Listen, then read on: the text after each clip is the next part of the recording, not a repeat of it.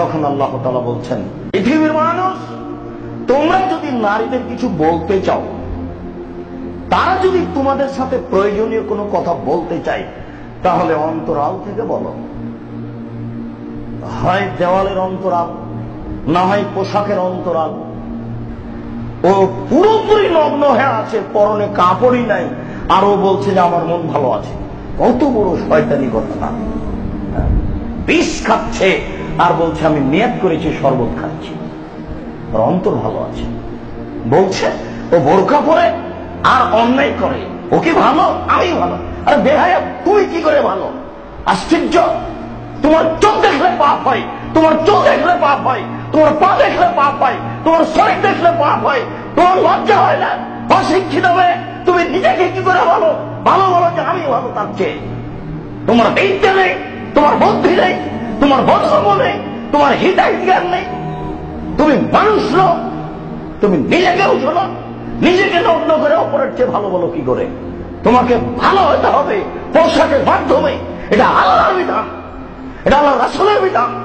তুমি আল্লাহর বিধানকে উপেক্ষা করে তুমি নিজেকে বলো আমি ভালো, এটা অসম্ভব, হতে পারে না। তুমি এই একটা ডেঙে পড়ে আছো জেনার জগতে, আর তুমি নিজেকে ভালো বলো, এটা তুমি কোথায় পেয়েছো? তুমি ধর্মকে মজাক করো। তুমি বলতে পারো না আমি অমুসলিম মেয়ে, তুমি বলবে আমার নাম অলোকা, তুমি বলবে আমার বাপের নাম গৌতম গুপ্ত, তোমার যা ইচ্ছা তুমি করে বেড়াও। তুমি নিজেকে বলো মুসলিম মেয়ে, আবার তুমি কথা বলো যে বোরকা পরে অন্যায় করে আমি ভালো আছি। হিজাব পেয়েছো কি তুমি? ইসলামিক পোশাক পরেই তোমাকে ভালো হতে হবে, পৃথিবীতে বিকল্প কোনো পথ নেই।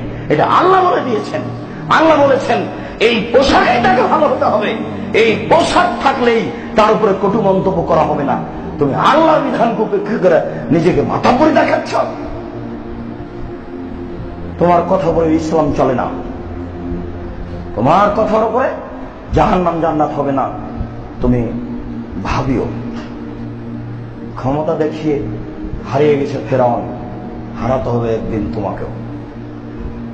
পরহেজগারিতা দেখিয়ে টিকতে পারেনি ইব্রাহিম আলাইহিস সালাম, দুনিয়া থেকে চলে গেছেন, হারাতে হবে তোমাকে একদিন।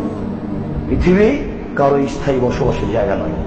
অতএব বিবেচনা করে চলো, এটাই তোমার জন্য ভালো হবে। নিজের বিবেচনা অন্যের কাঁধের উপরে চাপিয়ে দিও না, পরকাল হারাবে নিশ্চিত।